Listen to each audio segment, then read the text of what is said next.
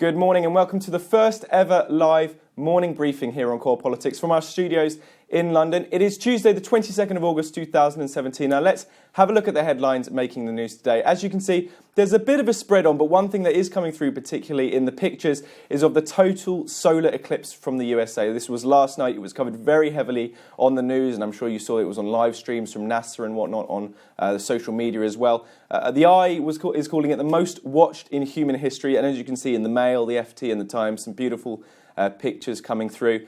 Second big story for the UK, of course, is the Great British Bake Off. Now, this returns to our screens next week, but on Channel 4 and not the BBC, which was its traditional home. It has, however, had fantastic reviews across the board, pretty much. People saying it's exactly what it was on the BBC before and has been received very well.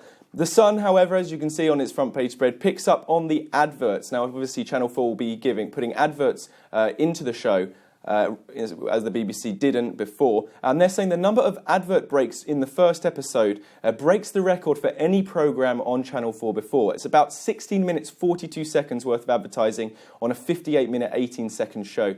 So you can judge for yourself. But that's what The Sun is leading on today. Another key story comes from The Telegraph, which looks at an NHS plan to give money off weekly shops to families which keep fit. It's calling it a radical plan by the NHS, where families get money off weekly shopping and free bikes and other discounts if they hit their step targets. This is to encourage healthy living, it says. So let's have a look now in focus at one of the big stories, as you can see today, and this comes, we're looking at the Eye and the Guardian newspapers, which have it both on their front pages. The driver, which is suspected and widely thought, particularly from the security services in Spain, to have been the driver of the van that drove down Las Ramblas, killing and injuring so many people, he has been found and he has been shot dead. He was shot by police in a vineyard or farm type of environment after tips off from locals who saw him at train stations and in public places and such like that. He's reported as wearing a suicide vest when he was shot and apprehended, though this is subsequently, we can say that this was fake, but it was dealt with as a real one by the Spanish authorities. You can say also that all perpetrators of the terror group that was involved in the attacks in Spain last week have now either been killed or apprehended and are in custody. Let's also have a look at one more story which is in the news. Now, this is actually developing. It's been in the news a lot this morning, particularly on BBC Radio 4, if you've been listening to that on the Today programme.